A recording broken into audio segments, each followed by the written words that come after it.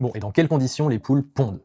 Ce qui m'amène à la codification des œufs. En France, on a 4 catégories différentes pour les œufs qui vont du code 3 au code 0. Le code 3, c'est pour les poules élevées en cage, dans des conditions généralement terribles parce qu'elles ont très peu de place, avec une densité très élevée dans le bâtiment, des cages les unes à côté des autres qui s'entassent sur plusieurs étages, pas d'accès à l'extérieur, une lumière artificielle constante. C'est le mode d'élevage le plus cruel de tous. Personnellement, j'en achète jamais. La bonne nouvelle, c'est que je trouve que c'est de plus en plus difficile en supermarché de trouver des œufs comme ça. Ensuite, vous avez le code 2 pour les poules élevées au sol. En termes de cruauté, c'est un peu mieux, mais c'est pas encore ça. Les poules sont pas confinées dans les cages, mais elles sont confinées dans un bâtiment fermé, souvent avec une densité élevée de poules au mètre carré. Elles peuvent toujours pas sortir à l'extérieur, et le gros problème du code 2 et donc de l'élevage au sol, c'est que parfois certains élevages jouent au maximum avec la réglementation. Par exemple, ici, certes, elles sont pas dans des cages, mais est-ce qu'on peut vraiment considérer qu'elles sont au sol quand elles vivent en fait entassées sur des étagères métalliques, sans paille, qui blessent leurs pattes et sans lumière naturelle? De l'autre côté du spectre, les éleveurs plus respectueux dans cette catégorie vont au moins donner plus d'espace aux poules, sur un sol plus naturel et en laissant entrer la lumière naturelle. Mais en moyenne, ça reste un mode d'élevage franchement éthiquement douteux, pour qui garantit rien. Après, avec le code 1, on rentre dans la catégorie plein air. Le cahier des charges pour cette catégorie garantit un accès extérieur avec au minimum 4 mètres carrés par poule. Et elles sont censées avoir un libre accès à l'extérieur pendant la journée. Mais leurs conditions de vie à l'intérieur vont être assez similaires au code 2, c'est-à-dire en termes de densité en particulier. Après, il existe aussi le cahier des charges du label rouge qui peut s'ajouter au code numéro 1 et qui rajoute quelques contraintes pour des petites améliorations au niveau de leurs conditions de vie. Ils sont censés avoir une alimentation un peu plus variée, une durée de vie pour la ponte un peu plus longue, des accès à l'extérieur encore plus permissifs, c'est-à-dire avec des parcours arborés par exemple. Bref, c'est une petite garantie supplémentaire de qualité. Et ensuite, vous avez le code 0 qui correspond aux œufs en agriculture biologique. Ça veut dire quoi? Ça veut dire que les poules sont nourries avec de l'alimentation bio exclusivement. En plus de ça, ça améliore leurs conditions de vie à l'intérieur avec une densité réduite. Les cages sont interdites et elles sont censées avoir les mêmes accès à l'extérieur que pour le code numéro 1. Donc c'est le cahier des charges le plus exigeant parmi les codes officiels. Mais quel que soit le code, il y a quand même une ombre au tableau qui est censée ne plus exister depuis 2023 mais qui persiste parfois encore, c'est le broyage des poussins mâles. Depuis 2023, c'est complètement interdit en France, mais uniquement pour la filière des poules pondeuses. Donc la filière viande a encore la possibilité de le faire.